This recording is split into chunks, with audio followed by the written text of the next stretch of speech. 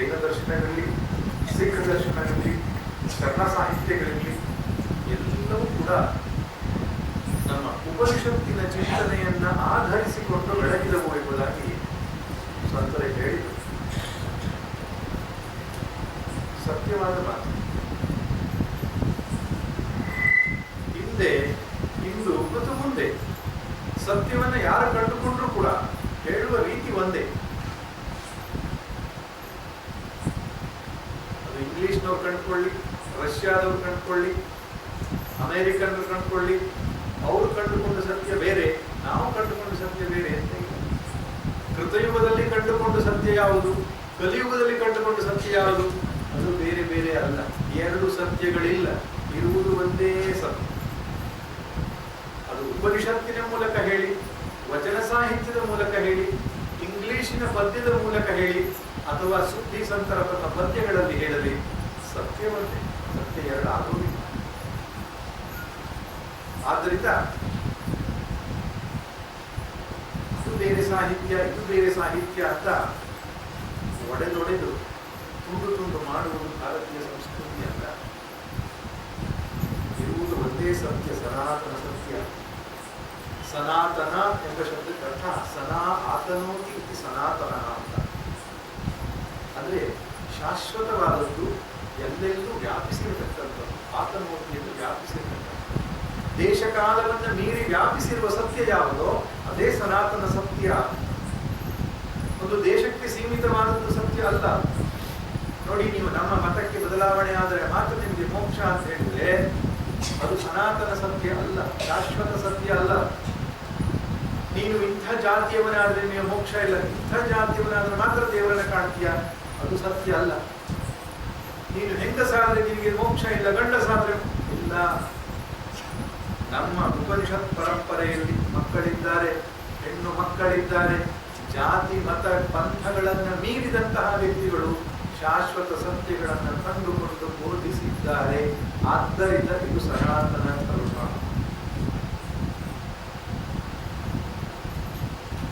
ಸಾರ್ವದೇಶಿಕ, ಸಾರ್ವಕಾಲಿಕ, ಸಾರ್ವಜನೀನವಾದ ಸತ್ಯ ಯಾವುದಿದೆಯೋ ಸಾರ್ವತ್ರಿಕ ಸತ್ಯ ಅಂತ ಕರೀತಾರೆ. ಸಾರ್ವತ್ರಿಕ ಸತ್ಯ ಅಂದ್ರೇನು? ಸಾರ್ವಕಾಲಿಕ, ಸಾರ್ವದೇಶಿಕ, ಸಾರ್ವಜನೀನವಾದ ಸತ್ಯ. ಸಾರ್ವಕಾಲಿಕ ಅಂದ್ರೇನು? ಎಲ್ಲ ಕಾಲಕ್ಕೂ ಅದು ಅನ್ವಯವಾಗಬೇಕು. ಅವತ್ತು ಸರಿಯಾಗಿತ್ತು ಸ್ವಾಮಿ, ಇವತ್ತು ಸರಿಯಾಗಲಿಲ್ಲ, ಅದು ಸತ್ಯ. ಸಾರ್ವಭೌಮಿಕ ಅಥವಾ ಸಾರ್ವದೇಶಿಕ, ಭೂಮಿ ದೇಶ, ಎಲ್ಲ ದೇಶಕ್ಕೂ ಎಲ್ಲ ಜಾಗಕ್ಕೂ ಒಂದು ಸತ್ಯ ಅನ್ವಯ ಆಗಬೇಕು. ಇಲ್ಲಿ ಹೇಳಿದ್ರೆ ಸತ್ಯ, ಅಲ್ಲಿ ಹೇಳಿದ್ರೆ ಸತ್ಯ ಅಲ್ಲ. ಎಲ್ಲಿ ಹೇಳಿದ್ರು ಸತ್ಯ. ಇನ್ನು ಸಾರ್ವಜನೀನ ಅಂತ ಅಂದ್ರೆ ಜನ ಯಾವುದೇ ಇರುವುದು, ಈ ಸತ್ಯವನ್ನೇ ಯಾರು ಕಂಡುಕೊಡ್ತಾರೋ ಅದು ವಾಸ್ತವಿಕವಾದದ್ದು, ಅದನ್ನು ಸಾರ್ವತ್ರಿಕ ಸತ್ಯ. ಉಪನಿಷತ್ತುಗಳಲ್ಲಿ ಪ್ರತಿಪಾದ್ಯವಾದದ್ದು ಸಾರ್ವತ್ರಿಕ ಸತ್ಯ. ಯಾರು ಕೂಡ ಪ್ರಾಮಾಣಿಕವಾಗಿ ಗುರುಮುಖೇನ ಅಧ್ಯಯನ ಮಾಡ್ತಾರೋ ಅವರಿಗೆ ಈ ಸತ್ಯ ಗೋಚರವಾಗ್ತದೆ. ಯಾವುದೇ ಮತದವರಿರಲಿ, ಯಾವುದೇ ಧರ್ಮದವರಿರಲಿ, ಗಂಡೋ ಹೆಣ್ಣೋ, ದೊಡ್ಡವನು ಸಣ್ಣವನು, ಎಜುಕೇಟೆಡ್ ಅನ್ಎಜುಕೇಟೆಡ್ ಅದನ್ನ ಕೇಳಲ್ಲ. ಪ್ರಾಮಾಣಿಕವಾಗಿ ವಿವೇಕ, ವೈರಾಗ್ಯ, ಶಮದಮಾದಿ ಷಟ್ಕ ಸಂಪತ್ತಿನೊಳಗೂಡಿದಂತಹ ಒಬ್ಬ ಪ್ರಾಮಾಣಿಕ ವಿದ್ಯಾರ್ಥಿ ಗುರುವಿನ ಬಳಿಗೆ ಹೋಗಿ ಆತ್ಮ ಸತ್ಯವನ್ನು ಅರಿತುಕೊಂಡರೆ ಅರ್ಥವಾಗುವಂಥದ್ದು.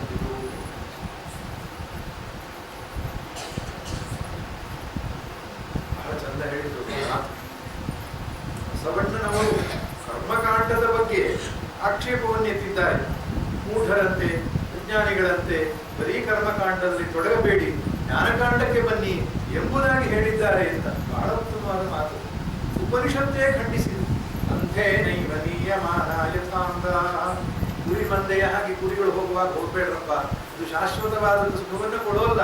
ಉಪನಿಷತ್ತಿಗೆ ಜ್ಞಾನಕ್ಕೆ ಬನ್ನಿ ಅಂತ ಭಗವದ್ಗೀತೆಯು ಹೇಳುತ್ತೆ, ಉಪನಿಷತ್ತು ಹೇಳುತ್ತೆ, ಬಸವಣ್ಣರು ಕೂಡ ಹೇಳಿದ್ದಾರೆ. ಆದ್ದರಿಂದ ಈ ಸನಾತನ ಧರ್ಮದ ಮೌಲ್ಯಗಳನ್ನ ಹೊಸ ರೀತಿಯಲ್ಲಿ ವಿಶ್ಲೇಷಣೆ ಮಾಡಿ ಸಾಮಾನ್ಯ ಜನರಿಗೂ ಮುಟ್ಟಿಸಿದಂತಹ ಕೀರ್ತಿ ಶರಣವೃಂದಕ್ಕೆ ಸಲ್ಲಬೇಕು. ಈ ನಮ್ಮ ಸನಾತನ ಸಂಸ್ಕೃತಿಯಲ್ಲಿ ಆಗಾಗ್ಗೆ ಇಂಥ ಮಹಾತ್ಮರು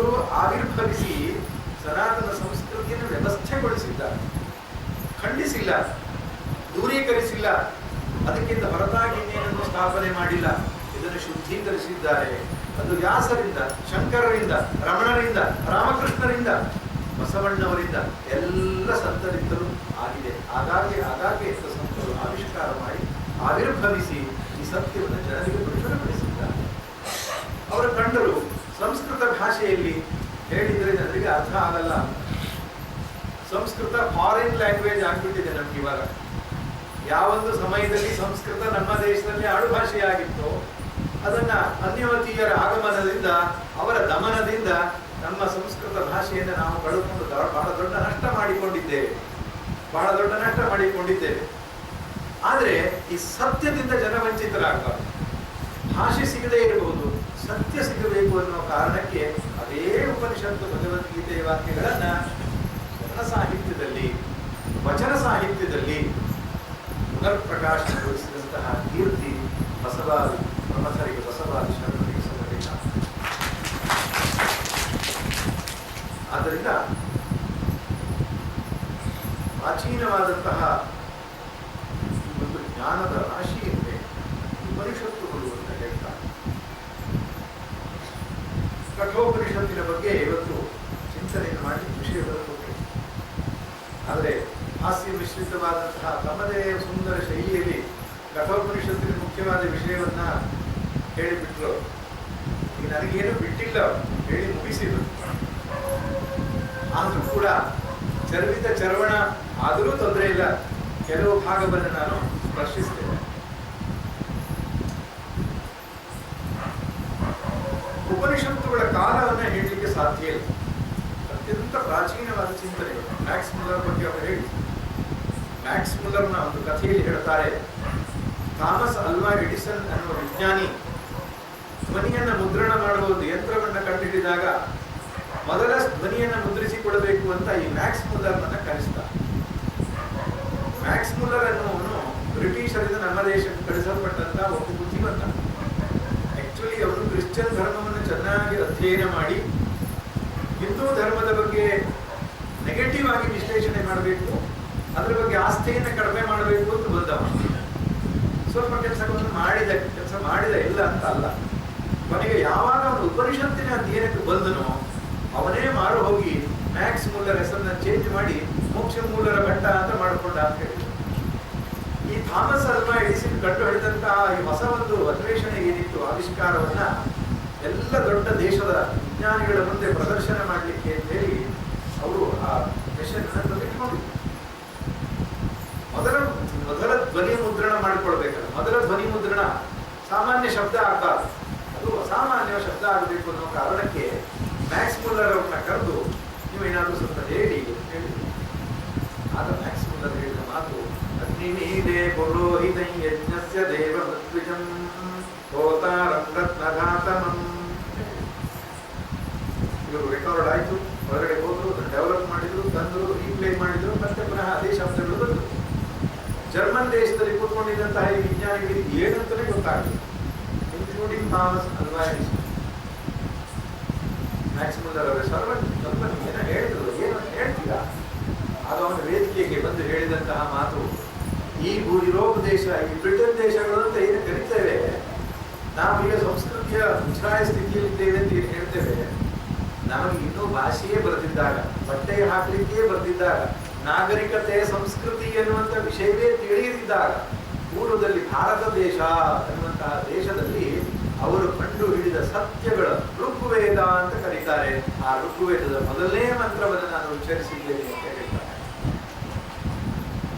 ಅಂದ್ರೆ ಜಗತ್ತಿನಲ್ಲಿ ಸಂಸ್ಕೃತಿ ಆಚರಣೆಗಳ ಬಗ್ಗೆ ತಿಳುವಳಿಕೆ ಇಲ್ಲದಿದ್ದಾಗ ನಮ್ಮ ದೇಶದಲ್ಲಿ ಚಿಂತನೆ ಎಷ್ಟು ಎತ್ತರಕ್ಕೆ ಹೋಗಿತ್ತು. ಉಪನಿಷತ್ತುಗಳನ್ನು ತೆಗೆದು ನೋಡಿದರೆ ಅದರಲ್ಲಿ ಒಂದು ಶ್ರೇಷ್ಠವಾದ ಉಪನಿಷತ್ತು ಕಠೋಪನಿಷತ್ತು. ಸ್ವಾಮಿ ವಿವೇಕಾನಂದರಿಗೆ ಅತ್ಯಂತ ಪ್ರಿಯವಾದ ಉಪನಿಷತ್ತು. ಅವರು ಯಾವಾಗಲೂ ಹೇಳ್ತಾ ಇದ್ರು, ಎರಡನ್ನ ಕಂಠಸ್ಥ ಮಾಡ್ಕೊಳ್ಳಿಯಪ್ಪ, ಒಂದು ಭಗವದ್ಗೀತೆ, ಇದನ್ನು ಕಠೋಪನಿಷತ್ತು ಕಂಠಸ್ಥ ಮಾಡ್ಕೊಳ್ಳಿ ಅಂತ ಹೇಳ್ತಾ ಇದ್ರು. ಯಾಕಂದ್ರೆ ಒಬ್ಬ ಸಾಧಕನಿಗೆ ಬೇಕಾದ ಎಲ್ಲ ಉಪಯುಕ್ತ ಮಾಹಿತಿಗಳನ್ನ ಒಳಗೊಂಡಂತಹ ಉಪನಿಷತ್ತು. 119 ಮಂತ್ರಗಳನ್ನ 2 ಅಧ್ಯಾಯಗಳಲ್ಲಿ ವಿಂಗಡಣೆ ಮಾಡಿದ್ದಾರೆ.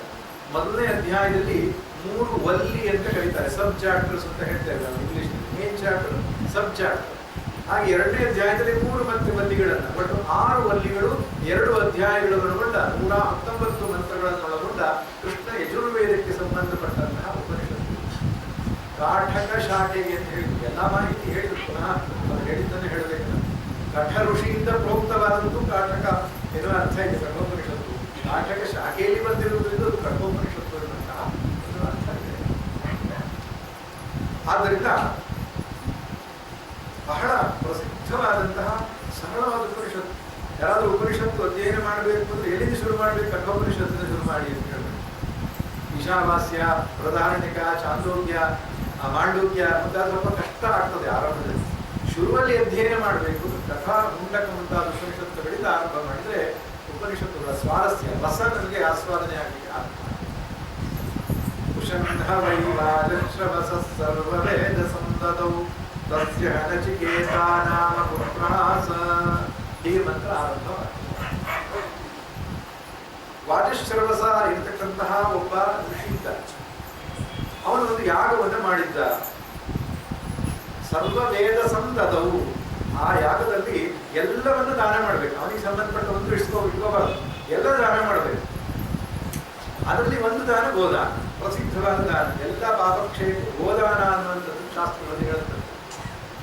ಗೋದಾನ ಮಾಡಬೇಕು. ಎಂಥದ್ದನ್ನು ಮಾಡಬೇಕು? ಶ್ರೇಷ್ಠವಾದ ವಸ್ತುಗಳನ್ನು ಕೊಡಬೇಕು ಅಂತಿದೆ. ಅವನೇನ್ ಮಾಡ್ತಿದ್ದ? ಜಗತ್ರಣ ಮುಗ್ಧತೋಹಾರಿ ಇಂದ್ರಿಯಾ ಅನಂದಾನ ಮತೆ ಲೋಕಾಸ್ತಾನ್ ಸಗಚ್ಚತಿ ಬಾದದತು. ಹಾಲು ಕರೆಯುವುದೆಲ್ಲ ಕರೆದಾಗಿದೆ, ಹುಲ್ಲು ಮೇಯುವುದೆಲ್ಲ ಮೇದಾಗಿದೆ, ಹಿಂಡಿ ತಿನ್ನುವುದೆಲ್ಲ ತಿಂದಾಗಿದೆ, ಅಲ್ಲಿ ಬಿದ್ದಿದೆ, ಕಣ್ಣು ಕಾಣುವುದಿಲ್ಲ, ಕಿವಿ ಕೇಳಿಸುವುದಿಲ್ಲ, ಕಾಲಿಗೆ ಶಕ್ತಿ ಇಲ್ಲ, ಅಂತಹ ಬೇಡದ ದನಗಳನ್ನು ದಾನ ಕೊಡ್ತಾ ಇದ್ದ. ಒಂದು ದಿವಸ ನಾನು ಒಂದು ಆಶ್ರಮದಲ್ಲಿ ಇದ್ದಾಗ ಯಾವುದೋ ಒಂದು ವಸ್ತು, ಆಶ್ರಮದಲ್ಲಿ ಒಂದು ವಸ್ತು ಇತ್ತು, ಅದನ್ನ ಎಸಿಬೇಕು ಅಂತ ಸ್ವಾಮಿಗಳು ಹೊರಟಿದ್ರು. ಅವರ ದೊಡ್ಡ ಸ್ವಾಮಿಗಳು ಅವರ ಹತ್ರ ಹೇಳಿದ್ರು, ಎಸಿಯೋ ಮೊದಲು ಬೇರೆ ಯಾರಿಗಾದ್ರೂ ಕೊಟ್ಟರು ಒಳ್ಳೇದಲ್ವಾ ಅಂತ ಹೇಳಿ ಅವರ ಚಂದ ಮಾತು ಹೇಳಿದ್ರು. ಕೊಡೋದಿದ್ರೆ ಒಳ್ಳೇದು ಕೊಡೋಣ, ಕೊಡೋದಿದ್ರೆ ಒಳ್ಳೇದು ಕೊಡು. ಯೇ ಯಥಾ ಮಾಂ ಪ್ರಪದ್ಯಂತೆ ತಾಸ್ ತಥೈವ ಭಜಾಮ್ಯಹಂ. ಭಗವದ್ಗೀತೆಯಲ್ಲಿ ಕೃಷ್ಣ ಹೇಳಿದ ಮಾತು. ನೀನು ನನಗೆ ಏನನ್ನು ಕೊಡ್ತೀಯೋ ಅಂಥದ್ದನ್ನೇ ನೀನು ತಿರುಗಿ ಕೊಡ್ತೇನೆ ಅಂತ. ನಮ್ಮಲ್ಲಿ ಹೋಮ ಮಾಡಲಿಕ್ಕೆಲ್ಲ ಒಂದು ವ್ಯವಸ್ಥೆ ಉಂಟು, ಒಂದು ಅಂಗಡಿ. ಆ ಅಂಗಡಿಯಲ್ಲಿ ಹೋಮ ಪೂಜೆಗೆ ಬೇಕಾದ ಸಾಮಾನು ಸಿಕ್ತು.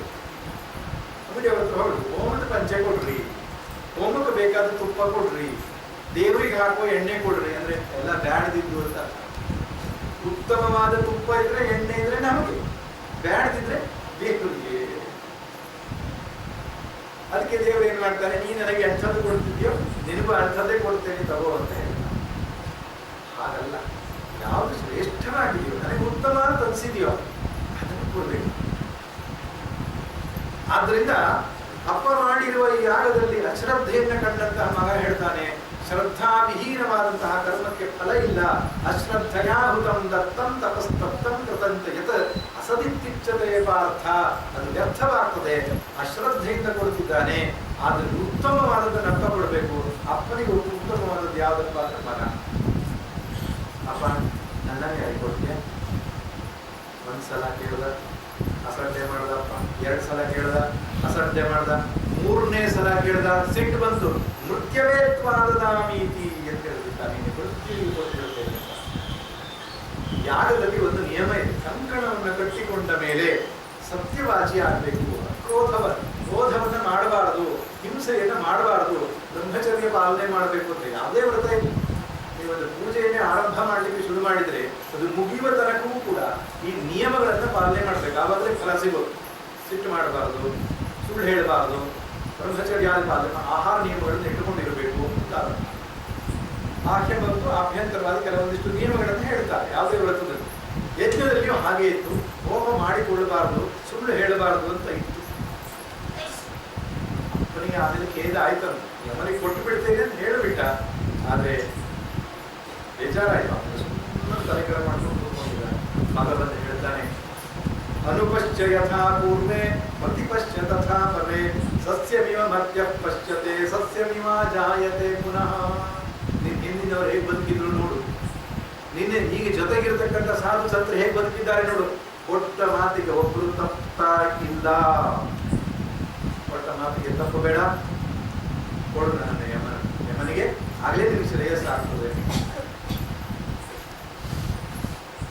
ಅಪ್ಪ ಮರುಮಾತಿಲ್ಲದೆ ಒಪ್ಪಿಗೆ ಕೊಟ್ಟ. ನಚಿಕೇತ ಯಮಲೋಕಕ್ಕೆ ಹೋದ.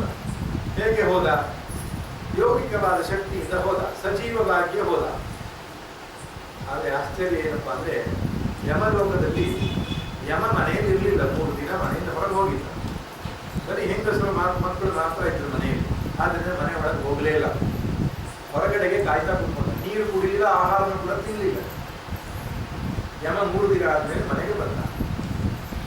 ಆಗ ಮನೆಗೆ ಹಿರಿಯರು ಯಾರೋ ಹೇಳಿದರು, ಒಬ್ಬ ತಪಸ್ವಿ, ಒಬ್ಬ ಬ್ರಾಹ್ಮಣ, ಒಬ್ಬ ಮಹಾಮೇಧಾವಿ ತಪಸ್ವಿ ಒಬ್ಬ ಕೂತ್ಕೊಂಡಿದ್ದಾನೆ ಹೊರಗಡೆ.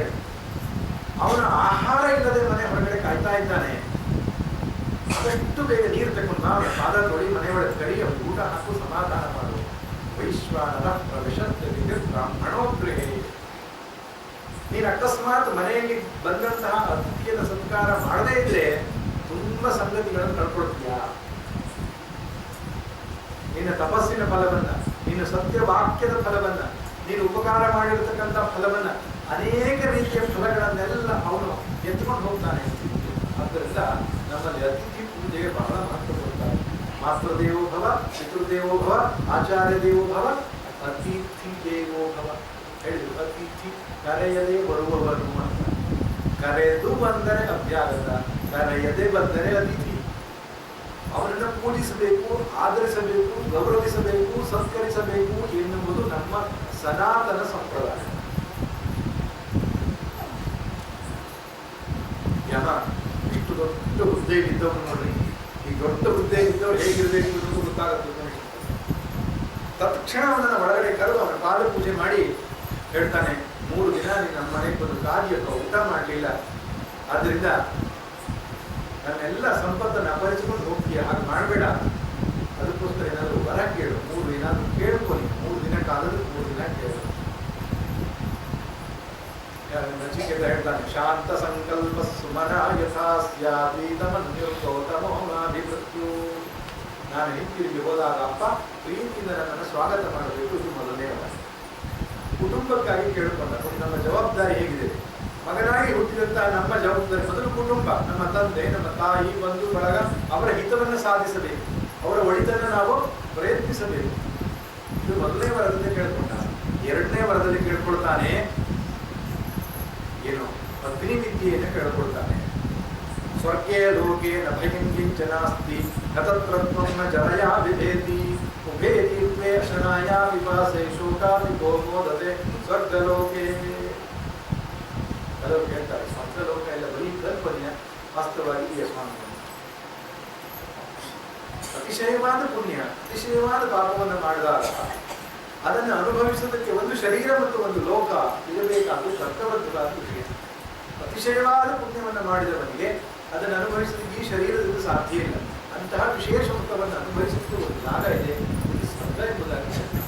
ಅತಿಶಯವಾದ ಪಾಪವನ್ನು ಮಾಡಿದವರು ಈ ಶರೀರದ ಆ ತತ್ವ ಅನುಭವಿಸಲಿಕ್ಕೂ ಆಗಲ್ಲ, ಅದಕ್ಕೆ ನರಕ ಎಂಬುದಾಗಿ ಹೇಳ್ತಾರೆ. ಆದ್ದರಿಂದ ಪ್ರಾಚೀನ ಗ್ರಂಥಗಳಲ್ಲಿ ಅಂಥದ್ದೊಂದು ಲೋಕ ಇದೆ ಎಂಬುದಾಗಿ ಒಪ್ಪಿಕೊಂಡಿದ್ದಾರೆ. ಆದ್ದರಿಂದ ಸಮಾಜದ ಹಿತದೃಷ್ಟಿಯಿಂದ ಸ್ವರ್ಗಲೋಕವನ್ನು ಸಂಪ್ರಾಪ್ತಿ ಮಾಡಿಕೊಳ್ಳುವ ನಚಿಕೇತಾಗ್ನಿ ವಿದ್ಯೆ ಎಂಬುದನ್ನು ಯಮ ಹೇಳ್ತಾರೆ. ಎಷ್ಟು ಬುದ್ಧಿವಂತ ನಚಿಕೇತ ಅಂದರೆ, ಒಂದು ಸಲ ಯಮ ಹೇಳಿಕೊಂಡು ವಿದ್ಯೆಯನ್ನು ಹಾಗೆ ಪುನರುಚ್ಚರಿಸ್ತಾನೆ. ಏಕಸಂಧಿಗ್ರಾಹಿ ಅಂತ ಕರಿತೇವೆ ನಾವು. ಒಂದು ಸಲ ಕೇಳಿದ್ರೆ ಹಾಗೆ ಹೇಳ್ಬೇಕಂತ ಸಾಮರ್ಥ್ಯ. ಅಂತಹ ಮೇಧಾವಿ ಬಾಲಕನ ಮೇಧಾ ಸಂಪತ್ತನ್ನು ನೋಡಿ ಸಂತುಷ್ಟನಾದ ಯಮ ಹೇಳ್ತಾನೆ, ಇವತ್ತಿನಿಂದ ಅಗ್ನಿಗೆ ನಿನಗೆ ನಿನ್ನದೇ ಹೆಸರು ಏನು? ನಾಚಿಕೇತಾಗ್ನಿ ವಿದ್ಯೆ ಅಂತ. ನೋಡಿ ನಮ್ಮ ಕಥೆ ಏನಾಗಿದೆ ಅಂದರೆ, ಈ ಆರಣ್ಯಕ ಭಾಗದಲ್ಲಿ, ವೇದ ಆರಣ್ಯಕ ಭಾಗದಲ್ಲಿ ಅನೇಕ ಉಪಾಸನೆಗಳು ಮೆಡಿಟೇಷನ್ಸ್. ಈ ಅನೇಕ ಮೆಡಿಟೇಷನ್ಗಳನ್ನು ಹೇಗೆ ಮಾಡೋದು ಅಂತಲೇ ಗೊತ್ತಿಲ್ಲ ನಮಗೆ. ಭಾರತ ಬ್ರಹ್ಮೋಪಾಸನೆ, ವಿರಾಟ್ ಉಪಾಸನೆ ಇವೆಲ್ಲ ನಿರ್ಗುಣೋಪಾಸನೆಗಳು. ಹೃದಯದಲ್ಲಿ ಪರಮಾತ್ಮನ ಉಪಾಸನೆ ಮಾಡು, ಆಕಾಶವನ್ನು ಬ್ರಹ್ಮನೆಂದು ಉಪಾಸನೆ ಮಾಡು, ಬೆಳಕನ್ನು ಪರಮಾತ್ಮನೆಂದು ಉಪಾಸನೆ ಮಾಡು. ತೃಪ್ತಿ ರೀತಿ ವೃಷ್ಟವು ಬಲಮಿತಿ ವಿದ್ಯುತಿ ಯಶ ಇತಿ ಪಶುಷು. ಮಳೆ ಬರ್ತಾ ಇರುವಾಗ ತೃಪ್ತಿ ರೂಪದಲ್ಲಿ ಭಗವಂತ ಬರ್ತಾ ಇದ್ದಾನೆ ಅಂತ ಉಪಾಸನೆ ಮಾಡು. ಈ ರೀತಿಯಾಗಿ ಅನೇಕ ರೀತಿಯ ಉಪಾಸನೆಗಳನ್ನ ಮೆಡಿಟೇಷನ್ ನಮ್ಮಲ್ಲಿ ಕೊಟ್ಟಿದ್ದಾರೆ. ಪುರಾಣ ಏನು ವೇದದಲ್ಲಿಯೇ ಕೊಟ್ಟಿದ್ದಾರೆ, ಏನು ಅರಣ್ಯಕಗಳಲ್ಲಿ. ಆದರೆ ನಮಗೆ ನಿರ್ಗುಣೋಪಾಸನೆ ಮಾಡುವ ಶಕ್ತಿಯೇ ಇಲ್ಲ. ಅದಕ್ಕೆ ಸಗುಣ ಸಾಕಾರದ ಮೂರ್ತಿಗಳನ್ನು ತಂದುಕೊಂಡು ಹಿಡಿಯುವುದು. ಆದರೆ ವೇದದಲ್ಲಿ ಸಗುಣ ಸಾಕಾರದ ಗೊತ್ತಿಲ್ಲ. ನಿರ್ಗುಣ ನಿರಾಕಾರದ ಉಪಾಸನೆಯನ್ನೇ ಈಗ ಲಿಂಗ ಲಿಂಗ ಅಂತ ಹೇಳಿ ನೀನವಸ್ಥಂ ಗಮಯತಿ ಲಿಂಗಂ, ಕಣ್ಣಿಗೆ ಕಾಣದ ಅವ್ಯಕ್ತವಾದ ಪರಮಾತ್ಮನ ಗುರುತಿಸುವುದಕ್ಕೆ ಬೇಕಾದ ಚಿಹ್ನೆಗೆ ಲಿಂಗ ಅಂತ ಕರೀತಾರೆ. ಶಿವನಿಗೆ ಶಿವಲಿಂಗ, ವಿಷ್ಣುವಿಗೆ ಶಾಲಗ್ರಾಮ, ಗಣಪತಿಗೆ ಬೇಕಾದಂತಹ ಏನು ಶಿಲೆ, ಹಾಗೆ ಅಂಬಿಕೆಗೆ ಬೇಕಾದ ಇನ್ನೊಂದು ಶಿಲೆ, ಸೂರ್ಯನಿಗೆ ಸಂಬಂಧಪಟ್ಟಂತಹ ಒಂದು ಶಿಲೆ. ಈ ಪ್ರಕಾರವಾಗಿ ನಿರ್ಗುಣೋಪಾಸನೆ ನಮ್ಮ ಶಾಸ್ತ್ರಗಳಲ್ಲಿ ಇತ್ತು. ಆದರೆ ಕಾಲಕ್ರಮದಲ್ಲಿ ನಾವು ಅದನ್ನು ಕಳ್ಕೊಂಡೆವು. ಈ ನಾಚಿಕೇದಾಗ್ನಿ ವಿದ್ಯೆಯೂ ಕೂಡ ಅಷ್ಟೇ. ಆಗ ಒಂದು ರೀತಿ ವಿರಾಟ್ ಉಪಾಸನೆ ಮತ್ತು ಕರ್ಮ ಸೇರಿಕೊಂಡಂತಹ ಒಂದು ವಿಧಾನ ಅದು ಗೊತ್ತಿಲ್ಲ, ಕಳ್ಕೊಂಡೇವೆ. ಅಂತಹ ಎಷ್ಟೋ ವಿದ್ಯೆಗಳನ್ನು ನಾವು ಕಳ್ಕೊಂಡಿದ್ದೇವೆ. ಈ ಎರಡನೇ ವಿದ್ಯೆ ಲೋಕ ಸಮಾಜಕ್ಕೋಸ್ಕರ ನಚಿಕೇತ ಕೇಳಿಕೊಂಡ ಮೇಲೆ ಮೂರನೇ ಅವರವನ್ನು ಕೇಳ್ತಾನೆ, ಹೇಯಮ ಮನುಷ್ಯ ಸತ್ತ ಮೇಲೆ ಸಾಯದೇ ಇರತಕ್ಕಂತಹ ಒಂದು ವಸ್ತು ಇದೆಯೋ ಇಲ್ಲವೋ?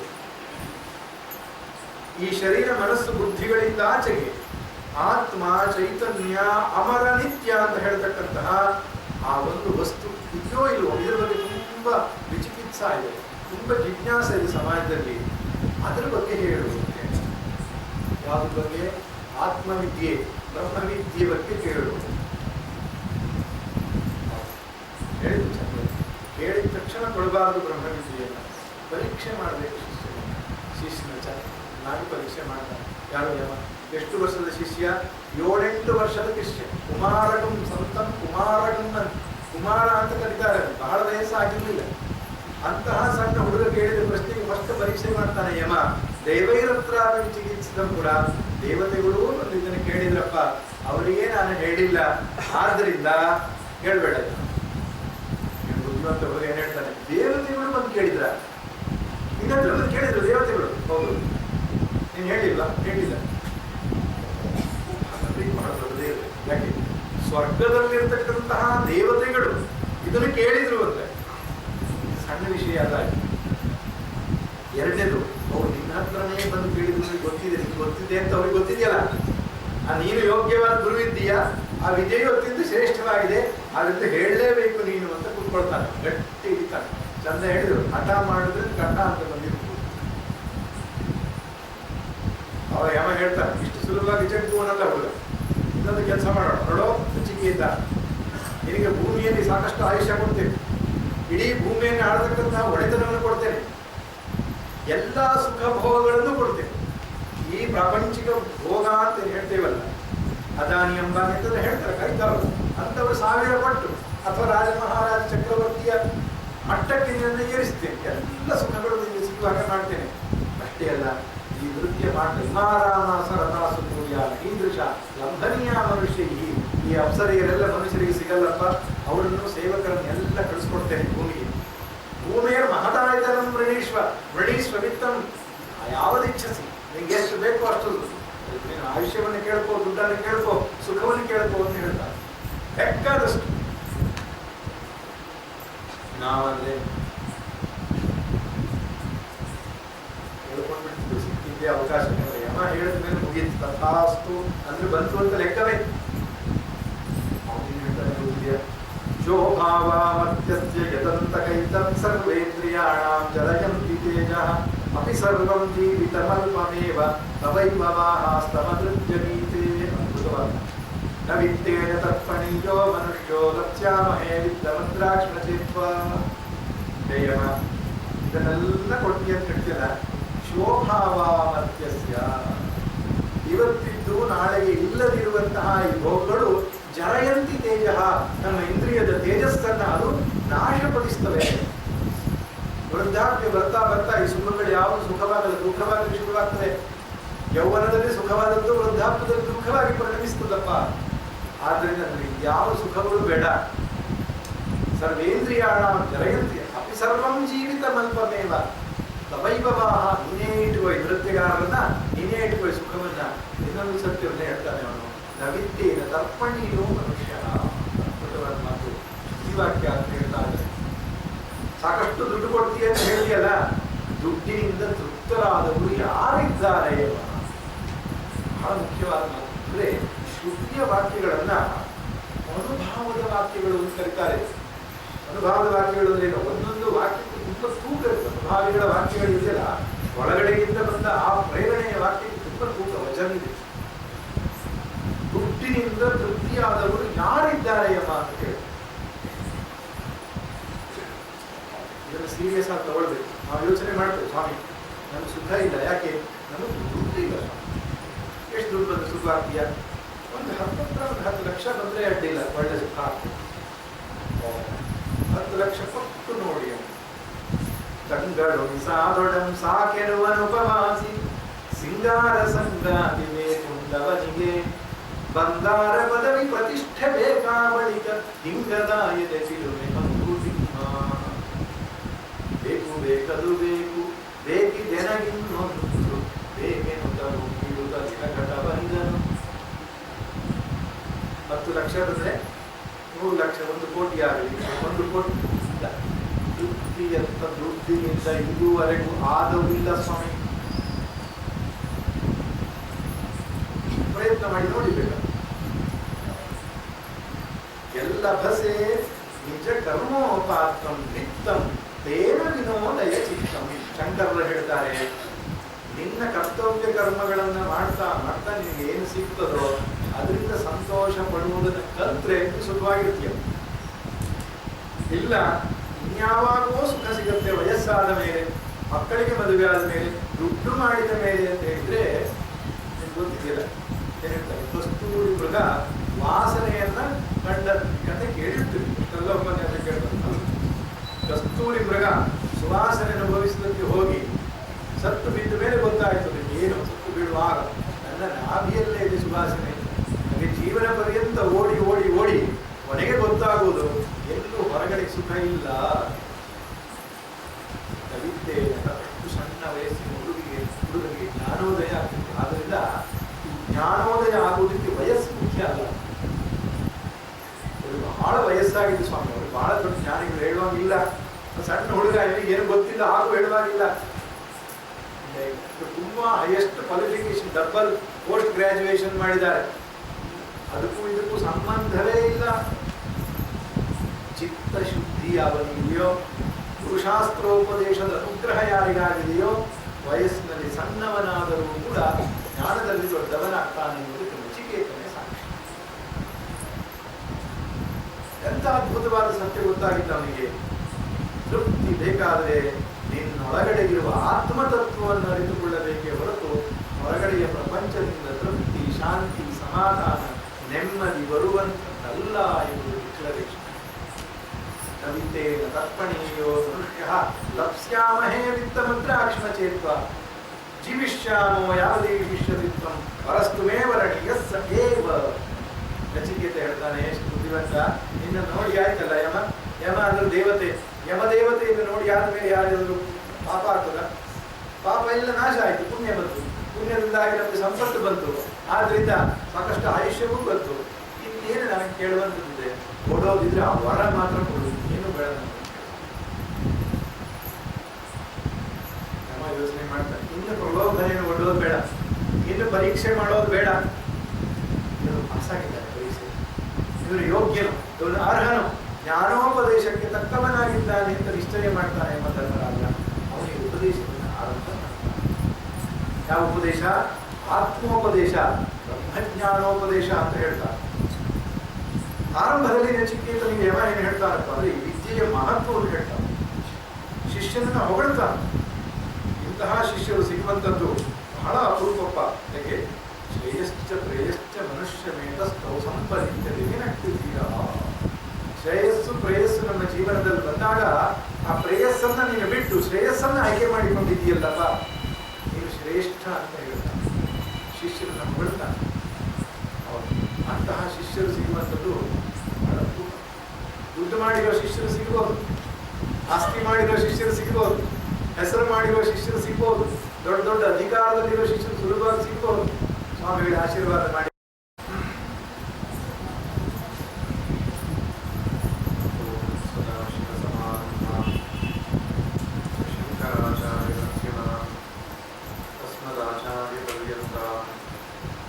ವಂದೇ ಗುರು ಪರಂಪರಾ ಶ್ರುತಿ ಸ್ಮೃತಿ ಪುರಾಣಾನಾಂ ಆಲಯಂ ಕರುಣಾಲಯಂ ನಮಾಮಿ ಭಗವತ್ಪಾದಶಂಕರಂ ಲೋಕಶಂಕರಂ ಶಂಕರಂ ಶಂಕರಾಚಾರ್ಯಂ ಕೇಶವಂ ಬಾದರಾಯಣಂ ಸೂತ್ರಭಾಷ್ಯಕೃತೌ ವಂದೇ ಭಗವಂತೌ ಪುನಃ ಪುನಃ. ಈಶ್ವರೋ ಗುರುರಾತ್ಮೇತಿ ಮೂರ್ತಿಭೇದ ವಿಭಾಗಿನೇ ವ್ಯೋಮವತ್ ವ್ಯಾಪ್ತದೇಹಾಯ ದಕ್ಷಿಣಾಮೂರ್ತಯೇ ನಮಃ. ದಕ್ಷಿಣಾಮೂರ್ತಯೇ ನಮಃ.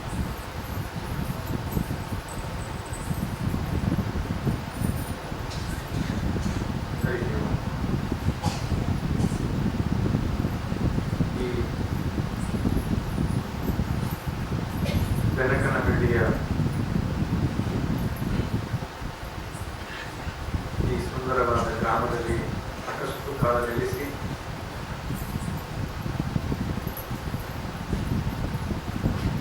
ಶರಣ ಸಾಹಿತ್ಯವನ್ನ ಸಾಮಾನ್ಯ ಜನರಿಗೆ ಮುಟ್ಟಿಸುವಂತಹ ಸಾಹಿತ್ಯದಲ್ಲಿ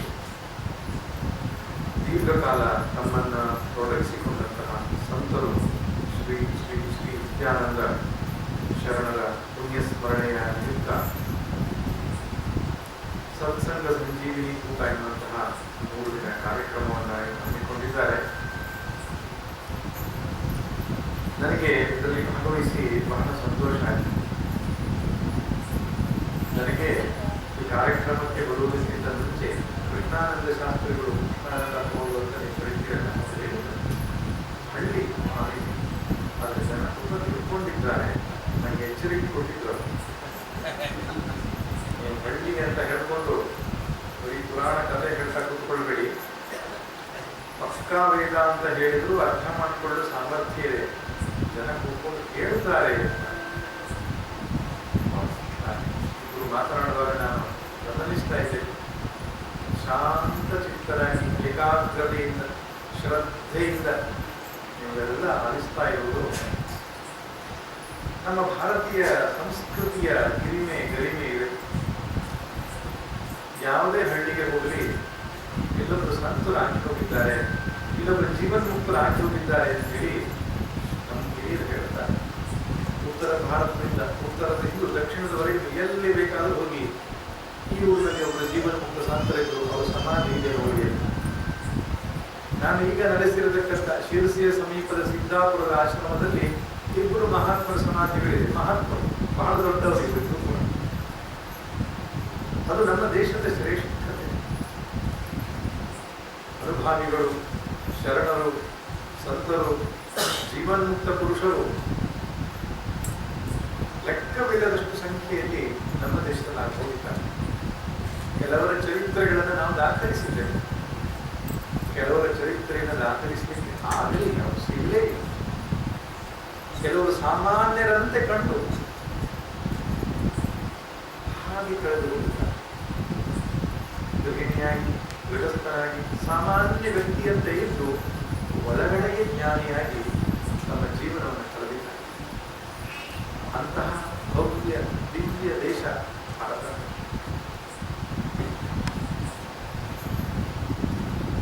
ಏತದ್ದೇಶ ಪ್ರಸೂತಸ್ಯ ಸಕಾಶಾತ್ ಅಗ್ರಜನ್ಮನಃ ಸ್ವಂ ಸ್ವಂ ಚರಿತ್ರಂ ಶಿಕ್ಷೇರಂ ಪ್ರಸಿದ್ಧಾಂ ಸರ್ವಮಾನವಾಃ.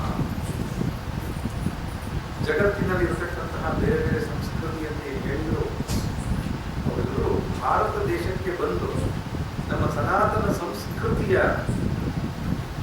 ಸಾರವನ್ನು ಗ್ರಹಿಸಿ ತಮ್ಮ ತಮ್ಮ ದೇಶದಲ್ಲಿ ಅದನ್ನು ವಿಸ್ತರಿಸಿದರು.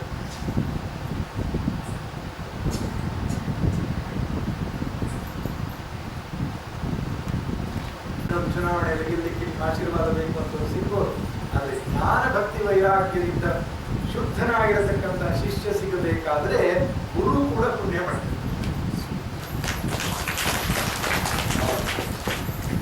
ಯಾಕಂದ್ರೆ ಈ ಜ್ಞಾನ, ಅದರ ವಿವೇಕ, ವೈರಾಗ್ಯ, ಶಮದಮಾನಿ ಶಕ್ತಿ ಸಂಪತ್ತಿ, ಮುಮುಕ್ಷುತ್ವ ಇವುಗಳನ್ನು ದುಡ್ಡಿನಿಂದ ಖರೀದಿ ಮಾಡುವಂಥದ್ದು ಅಲ್ಲ. ಪ್ರಾಮಾಣಿಕವಾದ ಜೀವನವನ್ನು ಸಾಕಷ್ಟು ವರ್ಷ ಬದುಕಿದರೆ ಮಾತ್ರ ಲಭ್ಯವಾಗುವ ಆಂತರಿಕ ಸಿರಿವಂತಿಕೆ ಇದು, ಬಾಹ್ಯ ಸಿರಿವಂತಿಕೆ ಅಲ್ಲ. ಬಹುಶಃ ಜನ್ಮ ಜನ್ಮಾಂತರಗಳ ಸಂಪಾದನೆ ಅವಶ್ಯಕತೆ ಇದೆ, ಒಂದೇ ಜನ್ಮದಲ್ಲಿಯೂ ಸಾಧ್ಯವಿಲ್ಲ. ಆದ್ರಿಂದ ಪುಣ್ಯಶಾಲಿ ಯಾರಪ್ಪ ಅಂದ್ರೆ ಈ ಅಂತಃಕರಣ ಶುದ್ಧಿಯನ್ನು ಪಡೆದು ವಿವೇಕ ವೈರಾಗ್ಯಗಳಿಂದ ಸಂಪನ್ನನಾಗಿದ್ದಾನಲ್ಲ, ಅವನು ಶ್ರೀಮಂತ ಶಿಷ್ಯ ಗುರುವಿನ ಪಾಲಿಕೆ. ಅಂತಹ ಗುರುವನ್ನ, ಅಂತಹ ಶಿಷ್ಯನನ್ನ ಗುರುಗಳು ಇಷ್ಟಪಡ್ತಾರೆ, ಅಂತಹವರನ್ನ ಹರಸ್ತಾರೆ, ಅಂಥವರಿಗೆ ನಮ್ಮೆಲ್ಲ ಉಪದೇಶವನ್ನ ಮಾಡ್ತಾರೆ. ಹಾಗೆ ಯಮ ಶಿಷ್ಯನನ್ನ ಹೊಗಳ್ತಾನೆ, ಹಾಗೆ ಈ ವಿದ್ಯೆಯನ್ನು ಕೂಡ ಹೊಗಳ್ತಾನೆ. ಏನು ಎಷ್ಟು ಸುಲಭವಾದಂತಹ ವಿದ್ಯೆ ಅಲ್ಲ ಇದು ಅತ್ಯಂತ ಮಹತ್ವವಾದಂತಹ ವಿದ್ಯೆ ಅಂತ ಹೇಳ್ತಾನೆ ಯಮ. ಏನ್ ಹೇಳ್ತಾನೆ? ಶ್ರವಣಾಯಾಪಿ ಬಹುಬಿರ್ಯೋನ ಲಭ್ಯ ಶೃಣ್ವಂತೋಪಿ ಬಹವೋ ಯಮ್ನ ವಿದ್ಯು. ಈ ವಿದ್ಯೆಯನ್ನ ಕೇಳೋದಿಕ್ಕೂ ಕೂಡ ಪುಣ್ಯ ಮಾಡಬೇಕು ಅಂತ ಹೇಳ್ತಾರೆ. ಭಗವದ್ಗೀತೆ ಭಾಷೆಯಲ್ಲಿ ಹೇಳಲಾರೆ, ಆಶ್ಚರ್ಯವತ್ ಪಶ್ಯತಿ ಕಶ್ಚಿದೇನಂ ಆಶ್ಚರ್ಯವತ್ ವದತಿ ತದೈವ ಚಾನ್ಯ. ಹೇಳುವವನು ಆಶ್ಚರ್ಯ, ಕೇಳುವವನು ಆಶ್ಚರ್ಯ. ಸ್ವಾಮಿ 9 ಗಂಟೆಗೆ ಬಂತು, ಸ್ವಾಮಿಗಳು ಏನ್ ಹೇಳ್ತಾರ ಗೊತ್ತಿಲ್ಲ, ಟಿವಿಯಲ್ಲಿ ಇರ್ತಕ್ಕಂಥ ಎಲ್ಲ ಧಾರಾವಾಹಿ ಹಿಡಿದು ಬಂದು ಕೂತ್ಕೊಂಡಿದ್ದಾರೆ. ಬಹಳ ಆಶ್ಚರ್ಯಪ್ಪ ಇವರು ಬೇರೆಯವರು. ಯಾಕಂದ್ರೆ ಆತ್ಮ ವಿಚಾರವನ್ನ ಒಂದು ಪ್ರಿಪರೇಷನ್ ಇಲ್ಲದೇನೆ, ತಯಾರಿ ಇಲ್ಲದೇನೆ ಏನೂ ಅರ್ಥ ಆಗಲ್ಲ. ಆ ರೀತಿ ಕೇಳುವವರು ನೋಡಲು ಆಶ್ಚರ್ಯ, ಹೇಳುವವರು ನೋಡಲು ಇನ್ನೂ ಆಶ್ಚರ್ಯ. ಯಾಕೆ? ತಲೆ ಕೂಡ ಇಲ್ಲೇ ಮಾತಾಡ್ತಾರೆ, ಒಂದಕ್ಕೊಂದು ಸಂಬಂಧ ಇಲ್ಲ. ಎಂತ ಅದು ಆಶ್ಚರ್ಯವತ್ ಪಶ್ಯತಿ ಕಶ್ಚಿದೇನು ಆಶ್ಚರ್ಯವತ್ ವದತಿ ತಥೈವ ಚಾನ್ಯ. ಅದೇ ಮಂತ್ರ ಕಠೋಪನಿಷತ್ತಿನ ನಂತರವೇ ಭಗವದ್ಗೀತೆಯಲ್ಲಿ ಬಂದಿದ್ರಿಂದ, ಭಗವದ್ಗೀತೆಯಲ್ಲಿ ಹೀಗೆ ಬಂದ್ರೆ ಕಠೋಪನಿ ಶ್ರವಣಾಯಾಪಿ ಬಹುಬಿರ್ಯೋನ ಲಭ್ಯ. ಇದನ್ನು ಕೇಳೋದಕ್ಕೂ ಎಷ್ಟೋ ಇಲ್ಲಿ ಸಿಗಲ್ಲ.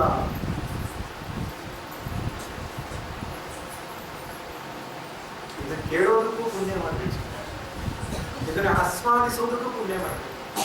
ನನ್ನ ಹತ್ರ ಕೆಲವರು ಬಂದು ಕೇಳ್ತಾರೆ, ಸ್ವಾಮೀಜಿ ನನ್ನ ಅಂತಃಕರಣ ಶುದ್ಧ ಆಗಿದೆ ಅನ್ನೋದಕ್ಕೆ ಪ್ರಮಾಣ ಏನು? ನಾನು ಪ್ಯೂರಿಟಿಯನ್ನ, ಶುದ್ಧತೆಯನ್ನು ಬೆಳೆಸ್ಕೊಂಡಿದ್ದೇನೆ ಅನ್ನೋದಕ್ಕೆ ಏನ್ ಲಕ್ಷಣ?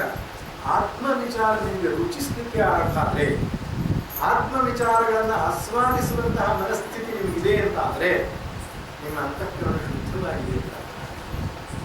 ಅಧ್ಯಾತ್ಮ ವಿಚಾರಗಳು ಬೋರ್ ಆಗ್ತಾ ಇದ್ರೆ ಅಥವಾ ತಲೆ ಮೇಲೆ ಹೋಗ್ತಾ ಇದ್ರೆ ಇನ್ನೊಂದಿಷ್ಟು ಕರ್ಮಯೋಗ, ಉಪಾಸನಾ ಯೋಗ, ಜಪ ತಪ ಮಾಡಬೇಕು ಅಂತ. ಶ್ರವಣಾಯಾಪಿ ಬಹುಬಿರ್ಯೋನ ಲಭ್ಯ ಶೃಣ್ವಂತೋಪಿ ಬಹವೋ ಯಮ್ನ ವಿದ್ಯು. ತುಂಬಾ ವರ್ಷ ಕೇಳಿದ್ರು ಕೂಡ ಅರ್ಥ ಆಗಲ್ಲ. ಕಳೆದ ವರ್ಷ ಪುಣ್ಯ ಸ್ಮರಣೆಗೂ ಹೀಗೆ ನಿಮ್ಮಂಥವ್ರು ಬಂದು ಪ್ರವಚನ ಮಾಡಿದ್ರು, ಈ ವರ್ಷ ನೀವು ಅದನ್ನೇ ಹೇಳ್ತಾ ಇದ್ದೀರಿ. ಹೌದು, ಕೆಲವರು ಹೇಳೋದು ಅದೇ ವಿಚಾರ, ಅದೇ ವಿಚಾರ. ಭಗವದ್ಗೀತೆ 2ನೇ ಅಧ್ಯಾಯದಿಂದ 18ನೇ ಅಧ್ಯಾಯ ಅದೇ ವಿಚಾರಗಳ ವಾಪಸ್ ಹೊಡೆದಿದ್ದಾರೆ ಕೃಷ್ಣ. ಯಾಕೆ? ಅರ್ಥ ಆಗದಾದ್ರೆ ಏನರ್ಥ? ಈ ಪ್ರಪಂಚದಲ್ಲಿ ನಮ್ಮ ಮನಸ್ಸು ಎಷ್ಟು ಆಳವಾಗಿ ಬೇರೆ ಬಿಟ್ಟಿದೆ, ಮಾಯೆ ಎಷ್ಟು ಪ್ರಬಲವಾಗಿ ನಮ್ಮ ಜೀವನದ ಮೇಲೆ ಪ್ರಭಾವ ಬೀರಿದ್ದಾರೆ ಅಂದ್ರೆ ಒಳಗಡೆ ಹೋಗಲಿಕ್ಕೆ ಬಿಡಲ್ಲ. ಕಠೋಪನಿಷತ್ತಿನಲ್ಲೇ ಒಂದು ಮಂತ್ರ ಬರುತ್ತೆ, ಪರಾಂಚಿಖಾನಿ ವಿಘ್ನತ್ ಸ್ವಯಂ ತಸ್ಮಾತ್ ಪರಾನ್ ಪಶ್ಯತಿ ಅಂತರಾತ್ಮ. ಹುಟ್ಟುವಾಗಲೇ ಸ್ವಾಭಾವಿಕವಾಗಿ, ಪ್ರಾಕೃತಿಕವಾಗಿ, ಸಹಜವಾಗಿ ನಮ್ಮೆಲ್ಲ ಇಂದ್ರಿಯಗಳು ಬಹಿರ್ಮುಖವಾಗಿವೆ ಅಂತ ಹುಟ್ಟುವಾಗಲೇ ಇದೆ. ಆದ್ದರಿಂದ ಎಲ್ಲರೂ ಹೊರಗಡೆ ಪ್ರಪಂಚದಲ್ಲಿ ಹುಡುಕ್ತಾ ಇದ್ದಾರೆ. ಕಶ್ಚಿತ್ ಧೀರ, ಅಪರೂಪಕ್ಕೆ ಯಾವನೋ ಒಬ್ಬ 1000ಕ್ಕೆ ಒಬ್ಬ ಕೃಷ್ಣನ ಭಾಷೆಯಲ್ಲಿ ಹೇಳಲಾದ್ರೆ ಒಳಗಡೆಗೆ ನೋಡ್ತಾನಂತೆ, ಅಂತವನಿಗೆ ಧೀರ ಪುರುಷ ಅಂತ ಕರೀತಾರೆ. ಬಹಿರ್ಮುಖ ಚಿತ್ತರಾಗುವುದು ಅತ್ಯಂತ ಸುಲಭ, ಆದರೆ ಅಂತರ್ಮುಖ ಚಿತ್ತರಾಗಿ ಆತ್ಮಾನ್ವೇಷಣೆಯನ್ನು ಮಾಡತಕ್ಕಂಥದ್ದು ಬಹಳ ಕಷ್ಟ. ಪೂರ್ವ ಪುಣ್ಯ, ಪೂರ್ವ ಸುಕೃತ ಇದ್ದರೆ ಮಾತ್ರ ಅಂತರ್ಮುಖಿಯಾಗ್ತಾರೆ. ಅಂತವರಿಗೆ ಧೀರ, ಕಶ್ಚಿತ್ ಧೀರ ಅಂತ. ಅದಕ್ಕೆ ನೋಡಿ, ನಮ್ಮೆಲ್ಲ ತೀರ್ಥಕ್ಷೇತ್ರಗಳೇ ಎಲ್ಲಿರುತ್ತದೆ ಅಂತ ಗಮನಿಸಿ.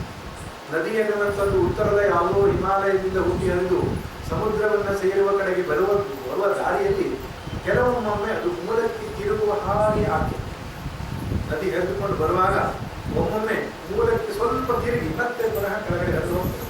ಆ ಮೂಲಕ್ಕೆ ತಿರುಗುವ ಜಾಗ ಇದೆಯಲ್ಲ, ಅದಕ್ಕೆ ತೀರ್ಥಕ್ಷೇತ್ರ ಅಂತ ಹೇಳ್ತಾರೆ. ಅಲ್ಲಿ ಆ ನದಿ ಮೂಲಕ್ಕೆ ಸ್ವಲ್ಪ ತಿರುಗಿ ಆ ಜಾಗ ಅದೇ ಕಷ್ಟ. ನಮ್ಮ ಇಂದ್ರಿಯಗಳೆಲ್ಲ ಬಹಿರ್ಮುಖವಾಗಿ ಸ್ವಾಭಾವಿಕವಾಗಿ ಹರಿತಾ ಇರ್ತದೆ. ಎಲ್ಲೊಮ್ಮೆ ಗುರು ಸಂಪರ್ಕ ಆಗ್ತದೆ, ನಮ್ಮ ಶಾಸ್ತ್ರದ ಶ್ರವಣ ಆಗ್ತದೆ. ಅವಾಗ ನಾವು ಒಳಮುಖವಾಗಿ ತಿರುಗಲಿಕ್ಕೆ ಶುರು ಮಾಡ್ತೇವಲ್ಲ, ಅಂಥವನಿಗೆ ಹೆಸರು ಸಂತ, ಅಂಥವನಿಗೆ ಹೆಸರು ಶರಣ. ಯಾರು? ಅಂತರ್ಮುಖವಾಗಿ ತಿರುಗಿ ಆತ್ಮಾನುಸಂಧಾನ ಮಾಡುವ ಸಾಮರ್ಥ್ಯ. ಶರಣಾಯಾಪಿ ಬಹುಬಿರ್ಯೋನ ಲಭ್ಯ ಶೃಣ್ವಂತೋಪಿ ಬಹವೋ ಯಮ್ನ ವಿದ್ಯು. ಇದು ಶ್ರುತಿ ಮಾಡತಕ್ಕಂತಹ ಜ್ಞಾನದ ಮಹಿಮೆ. ಇನ್ನು ಗುರುವಿನನ್ನು ಕೂಡ ವರ್ಣಿಸಿ ಗುರುವಿನ ಮಹಿಮೆಯನ್ನು ಹೇಳುತ್ತೆ ಶ್ರುತಿ. ನರೇಣಾವರೇ ನ ಪ್ರೋಕ್ತ ಏತ ಸುವಿಜ್ಞೇಯೋ ಬಹುಧಾ ಚಿಂತ್ಯಮಾನಃ ಅನನ್ಯ ಪ್ರೋಕ್ತೆ ಗತಿರತ್ರ ನಾಸ್ತಿ. ಶ್ರುತಿ ಏನು ಹೇಳುತ್ತೆ ಅಂದರೆ ಸಾಮಾನ್ಯ ವ್ಯಕ್ತಿ ಹೇಳಿದ್ರು ಇದು ಅರ್ಥ ಆಗಲ್ಲ. ಗುರುವಾದವನು ಹೇಗಿರಬೇಕು? ಸ್ವಯಂ ಜ್ಞಾನನಿಷ್ಠನಾಗಿರಬೇಕು. ಶ್ರೋತ್ರಿಯರು ಬ್ರಹ್ಮನಿಷ್ಠರು ಅಂತ ಕರೀತಾರೆ. ಬ್ರಹ್ಮನಿಷ್ಠತ್ವ ಅಂದರೆ ಆ ಬ್ರಹ್ಮಭಾವದಲ್ಲಿ ಒಂದಾಗಿ ಅವನು ಉಪದೇಶವನ್ನು ಕೊಟ್ಟರೆ ಅದು ಶಿಷ್ಯನಿಗೆ ಅರ್ಥವಾಗ್ತದೆ. ಅನನ್ಯ ಪ್ರೋಕ್ತೆ ಗತಿರತ್ರ ನಾಸ್ತಿ. ಅನನ್ಯ ಪ್ರೋಕ್ತೆ ಎನ್ನುವ ಶಬ್ದಕ್ಕೆ ಎರಡು ಅರ್ಥ ಇದೆ. ಒಂದು ಆತ್ಮದೊಟ್ಟಿಗೆ ಒಂದಾಗಿ ಉಪದೇಶವನ್ನು ಕೊಡಬೇಕು, ಒಂದು ಅರ್ಥ. ಇನ್ನೊಂದು ಅನನ್ಯವಾದ ಆತ್ಮದಲ್ಲಿಯೇ ಮನಸ್ಸಿಟ್ಟು ಆಲೋಚನೆ ಮಾಡಿದ್ರೆ ಅನ್ಯತ್ರ ಗತಿರ ನಾಸ್ತಿ ಅಂತ. ಇದು ಸ್ವರ್ಗಾದಿ ಗತಿಗಳಿಲ್ಲ ಅವನಿಗೆ, ಇಲ್ಲಿಯೇ ಮೋಕ್ಷ ಅಂತ ಎರಡು ಅರ್ಥ ಇದೆ. ಅನನ್ಯ ಪ್ರೋಕ್ತ ಅಂದರೆ ಆತ್ಮಜ್ಞಾನಿಯಾದ ಆತ್ಮನಿಷ್ಠನಾದ ಗುರುವಿನ ಬಾಯಲ್ಲಿ ಅದನ್ನು ಶ್ರವಣ ಮಾಡಿದರೆ ಮತ್ತೆ ಮರುಹುಟ್ಟು ಎನ್ನುವಂಥದ್ದಿಲ್ಲ ಎನ್ನುವ ಮೂಲಕವಾಗಿ ಗುರುವಿನ ಸ್ತುತಿಯನ್ನು ಕೂಡ ಶ್ರುತಿ ಮಾಡ್ತಾರೆ. ಅಷ್ಟ ಆದ ಮೇಲೆ ಮುಂದಿನ ಮಂತ್ರಗಳಲ್ಲಿ ನೇರವಾಗಿ ಆತ್ಮಸ್ವರೂಪದ ವರ್ಣನೆ ಮಾಡಿ. ಆತ್ಮ ಅಂದರೆ ಯಾರು ನೋಡಿ, ಸಂಸ್ಕೃತದ ಈ ಆತ್ಮ ಎನ್ನುವಂತಹ ಶಬ್ದಕ್ಕೆ ಅನೇಕ ಅರ್ಥಗಳನ್ನು ಹೇಳಿಕೊಟ್ಟಿದ್ದಾರೆ. ಯದಾಪ್ನೋತಿ ಯಚ್ಚಾಪ್ನೋತಿ ಯದಾಧತ್ತೆ ಯಚ್ಚಾಸ್ತಿ ವಿಷಯಾನಿಹ ಯಚ್ಚಾಸ್ತಿ ಸಂತತೋಭಾವೋ ತಸ್ಮಾತ್ ಆತ್ಮೀತಿ ಗೀಯತೆ ಅಂತ. ಆಪ್ನೋತಿ ಅಂದರೆ ವ್ಯಾಪ್ನೋತಿ ಇದೆ ಆತ್ಮ, ಎಲ್ಲೆಲ್ಲೂ ವ್ಯಾಪಿಸಿರುವುದು ಆತ್ಮ. ನಾವು ಸಾಮಾನ್ಯವಾಗಿ ಹೇಳೋದು ನಮ್ಮ ಆತ್ಮ ಒಳಗಡೆ ಆತ್ಮಶುದ್ಧಿ ಇರಬೇಕು ಅಂತ. ನಮಗೆ ಸರಿಯಾದ ತಿಳುವಳಿಕೆ ಇಲ್ಲದೆ ಹೇಳಬಾರ್ದು, ಅಥವಾ ಅವರ ಆತ್ಮಕ್ಕೆ ಶಾಂತಿ ಸಿಗಲಿ ಅಂತ ಹೇಳೋದು. ಈಗಂತೂ ಎಲ್ಲ ಬರೀತಾರೆ, ರಿಪ್ ಅಂತ ಬರೀತಾರೆ, ರೆಸ್ಟ್ ಇನ್ ಪೀಸ್ ಅಂತ ಇಂಗ್ಲೀಷ್ನಲ್ಲಿ. ಅದನ್ನು ಹಿಂದೂಗಳು ನಾವು ಉಪಯೋಗಿಸಬಾರದು. ಈ ರೆಸ್ಟ್ ಇನ್ ಪೀಸ್ ಅಂತ ಬಂದಿರೋದು ಕ್ರಿಶ್ಚಿಯನ್ ಸಮುದಾಯದ ಒಂದು ಇದರಲ್ಲಿ ಪದ್ಧತಿಯಲ್ಲಿ ಏನು ಮಾಡ್ತಾರೆ ಅಂದರೆ, ಒಬ್ಬ ವ್ಯಕ್ತಿ ಸತ್ತಾಗ ಒಂದು ದೊಡ್ಡ ಮರದ ಗಟ್ಟಿಗೆಯಲ್ಲಿ ಅವನ್ನ ಹಾಕ್ತಾರೆ, ಹೋಗಿ ಹೂಡ್ತಾರೆ. ಆಮೇಲೆ ಅವರ ಅಭಿಪ್ರಾಯದಂತೆ ಒಂದು ಡೂಮ್ಸ್ ಡೇ ಅಂತ ಬರ್ತದೆ. ಎಲ್ಲ ಜಗತ್ತು ಪ್ರಳಯ ಆದಮೇಲೆ ದೇವರು ಒಂದು ಸಭೆ ಕರೀತಾನೆ. ಅಲ್ಲಿವರೆಗೂ ಕೂಡ ಇವರೆಲ್ಲ ಶಾಂತಿಯಲ್ಲಿ ಮಲಗಿರಬೇಕು. ಆ ಸಭೆ ಕರೆದಾಗ ಇವರೆಲ್ಲ ಎದ್ದೋಗ್ತಾರೆ, ಇದೇ ಶರೀರಗಳೇ ಎದ್ದೋಗ್ತವೆ. ಪುನಃ ಶರೀರ ವಹಿಸಿ ಪ್ರಾಪ್ತಿ ಆಗುತ್ತೆ. ಅಲ್ಲಿ ಎಷ್ಟು ಪಾಪ ಎಷ್ಟು ಪುಣ್ಯ ವಿಭಜನೆ ಆಗ್ತದೆ ತೀರ್ಮಾನ ಆಗ್ತದೆ ಅಂತ. ಅದು ಅವರ ಶ್ರದ್ಧೆ, ಅವ್ರ ಬಗ್ಗೆ ನಮ್ಮ ಟೀಕೆ ಏನಿಲ್ಲ. ಆದರೆ ರೆಸ್ಟ್ ಇನ್ ಪೀಸ್ ಅಂತ ಹೇಳೋದು ಯಾಕೆ ಅಂದರೆ, ಅಲ್ಲಿ ತನಕ ಅದು ಮಹಾ ಏನಾಗುತ್ತಲ್ಲ ನ್ಯಾಯ ತೀರ್ಮಾನ ಆಗುವ ತನಕ ನೀವು ಶಾಂತಿಯಿಂದ ಇರುವುದು. ಆದರೆ ನಮಗೆ ಆಗ ಅನ್ವಯ ಆಗಲ್ಲ. ನಾವು ಅಲ್ಲಿ ತನಕ ಸ್ಮಶಾನದಲ್ಲಿ ಮಲಗಿರೋ ಅಂತ ಹೇಳೋಲ್ಲ, ಗತಿಯನ್ನು ಹೇಳೋ ಮುಂದಿನ ಜನ್ಮ ಪ್ರಾಪ್ತಿ ಆಗುತ್ತೆ ಅಲ್ವಾ. ನಿನಗೆ ಸದ್ಗತಿ ಪ್ರಾಪ್ತಿ ಆಗಲಪ್ಪ, ಶಿವಲೋಕ ಪ್ರಾಪ್ತಿಯಾಗಲಿ ವಿಷ್ಣು ಲೋಕ ಪ್ರಾಪ್ತಿಯಾಗಲಿ ಈ ಪ್ರಕಾರನ ಹೇಳತಕ್ಕಂಥ ಪದ್ಧತಿ ಇದೆ. ಅಥವಾ ಸದ್ಗತಿ ಪ್ರಾಪ್ತಿಯಾಗಲಿ ಅಂತ, ಆತ್ಮಕ್ಕೆ ಶಾಂತಿ ಸಿಗಲಿ ಅಂತ ಹೇಳುವಂಥದ್ದು ನಮ್ಮ ಪದ್ಧತಿನಲ್ಲ. ಸದ್ಗತಿ ಸಿಗಲಿ ಭಗವತ್ಪದ ಸಿಗಲಿ ಅಂತ ಹೇಳಬೇಕು.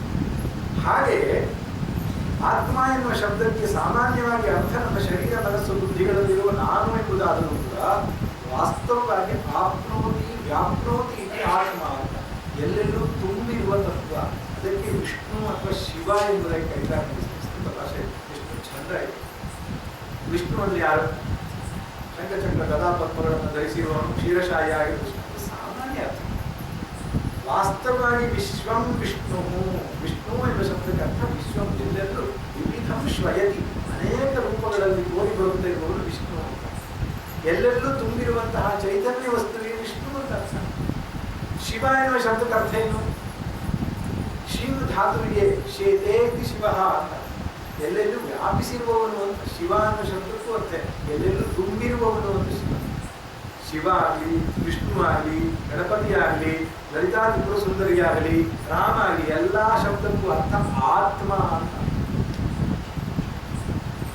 ರಾಮ ಎನ್ನುವ ಶಬ್ದಕ್ಕೆ ಉತ್ಪತ್ತಿ ಏನು? ಸಂಸ್ಕೃತ ರಮು ಕ್ರೀಡಾಯಾಮ್ ಧಾತು.